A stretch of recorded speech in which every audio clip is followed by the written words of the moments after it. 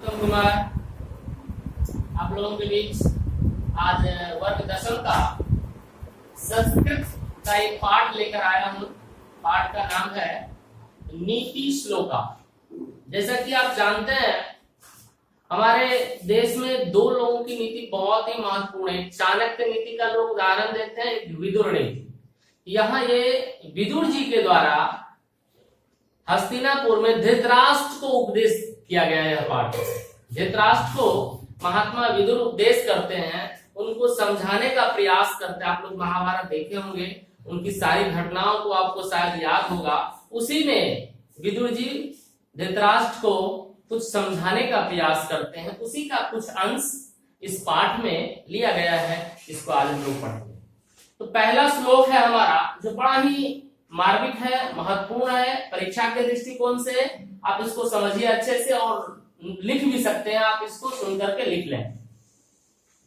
यस्य कृतं, यस्य कृतं मतलब जिसका कर्म, यस्य कृतं न विघ्नन्ति शीतम उष्णं भयं रति। जिस व्यक्ति का कर्म विघ्नन्ति मैंने बाधा डालता, जिसके कर्म में बाधा नहीं डालता है। क्या नहीं डालता है? शीतम उष्णम, शीत मैंने ठंडी, उष्ण गर्मी।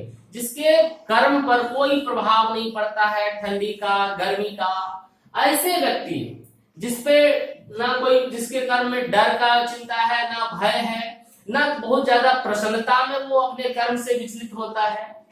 समृद्धि स्मृति सा पंडित उच्चते, जो सुख दुख, हर्ष और विलास दोनों में एक समान रहते हैं, ऐसे व्यक्ति को ही महात्मा विदुर के कथनानुसार पंडित कहा जाता है। क्लियर? दूसरा है तत्वज्ञः सर्वभूतानां योग्यः सर्वकर्मणां उपायज्ञो मनुष्याणां नरः पंडित उच्यते। जो व्यक्ति तत्वज्ञ है, तत्व के, तत्व शब्द आप जानते हैं पंच तत्व, जो हमारा शरीर निर्मित है, पांच तन क्षिति जल पावक गगन समीरा पंच रचित यह अधम शरीरा, जिसको आज के विज्ञान की भाषा में अलग अलग एलिमेंट के नाम से आप जानते हैं। तो यहाँ उस सारे तत्व के रहस्य को जो व्यक्ति जानता हो, जो सभी कर्म के उपाय को जानता हो, सभी कर्म का क्या उपाय है, कैसे उस कर्म से निपटना है, धर्म क्या है, कर्म क्या है, इसको जो जानता है, उपायज्ञो मनुष्याणां नरः पंडित उच्यते। ऐसे व्यक्ति को जो सभी कर्म को करना जानता हो, सभी धर्म के जानता हो और सभी कर्म के उपाय को जानता हो, ऐसे व्यक्ति को पंडित कहा जाता है। ठीक। अगला है तीसरा हमारा, अनाहूतः प्रविशति अपृष्टो बहुभासते अविश्वसेते विश्वसीति मूढ़ चेता नराधमः। कहने का अर्थ है अनाहूतः, बिना बुलाए, प्रविशति आ जाता है, घुस जाता है। जो व्यक्ति किसी के घर या कहीं भी बिना बुलाए चला जाए, बिना बुलाए किसी के घर घुस जाए, घर चले जाए, है ना, जिसको बुलाया नहीं गया, बिना बुलाए बहुत लोग आ जाते हैं। और पृष्ठो बहुभाषते, और बिना कुछ पूछे बहुत ज्यादा, जिसको वाचाल कह सकते हैं आप, बहुत ज्यादा बोलता है। और विश्वसेती विश्वसेता सीति मूढ़ चेता नराधम, जिस पर विश्वास नहीं करना चाहिए, और विश्वसेती जिस पर विश्वास करने योग्य जो नहीं है, उस पर भी यदि वह विश्वास करता है, क्या क्या करता है, बिना बुलाए चला आता है, बिना पूछे बहुत बोलता हो, और जिस पर विश्वास नहीं करना चाहिए उस पर अगर विश्वास करता है, ऐसे व्यक्ति को मूढ़ चेता नराधम, मनुष्य में नराधम, पतित जिसको कहते हैं, गिरा हुआ कहते हैं, वो यहाँ संस्कृत में कहा गया। और मूर्ख कहा गया, मूर्ख की संज्ञा दी गई। ठीक है। चौथा श्लोक है हमारा, सत्येन रक्षयेत धर्मो विद्या योगेन रक्षयेत। सत्य से धर्म की रक्षा होती है। सत्य से किसकी रक्षा होती है? धर्म की। धर्म की रक्षा करने के लिए सत्य चाहिए। बिना सत्य का आप धर्म की रक्षा नहीं कर सकते हैं। अगर आप सत्यवादी नहीं है तो धर्म की रक्षा आपसे नहीं होगी। सत्य की रक्षा के लिए क्या चाहिए? धर्म। विद्या योगेन रक्षयेत, विद्या से योग की रक्षा होती है। किसकी? योग की। यह योग मतलब यहाँ क्या हो गया, जो योगा करते वो नहीं कर रहा है, ये परमात्मा से योग, मिलन, योग का अर्थ होता है मिलन, जुड़ना। या आत्मा और परमात्मा का जो मिलन है वह योग, जो भगवान शंकर यौगिक क्रिया करते हैं, ध्यान अभ्यास करते हैं, उस योग की बात यहाँ किया गया है। विद्या से उसकी रक्षा, अर्थात अगर विद्या नहीं है आपका योग सफल नहीं होगा, आप रास्ते में भटक जाएंगे।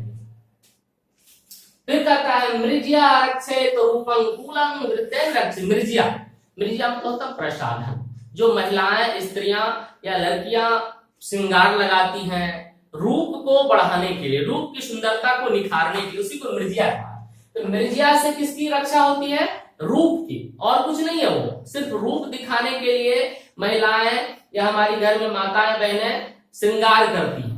तो मृज्या से रूप की रक्षा होती है। कूलं वृत्तेन रक्षते, और आपके आचार व्यवहार से कुल की रक्षा होती है, आपका वंश। क्लियर? अगला है 2 श्लोक है। सुलभा पुरुषा राजन सत्तं प्रियवादिनः अप्रियस्य तु पथस्य वक्ता श्रोता च दुर्लभः। अर्थात महात्मा विदुर कहते हैं, हे राजन, राजन शब्द आया है, देखिए, हे राजन, सुलभा पुरुषा, सुलभ है, आसान है मिलना।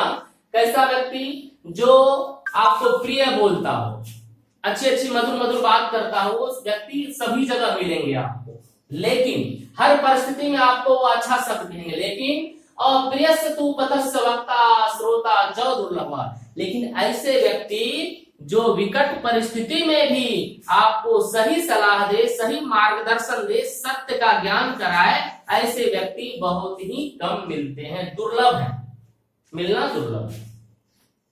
फिर कहता है षड दोषा पुरुषे नेहातव्या भूति मिच्छता निद्रा तंद्रा भयं क्रोध आलस्यम दृढ़ शत्रुता। अर्थात मनुष्यों में 6 प्रकार के दोष पाए जाते हैं। वो 6 प्रकार के दोष क्या है? निद्रा मतलब सोना, हम लोग अधिक सोते हैं, वो भी दोष है।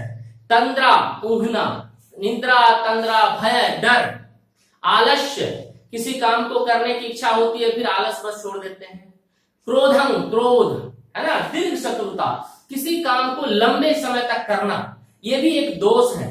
ये 6 प्रकार के दोष मनुष्यों में पाया जाता है।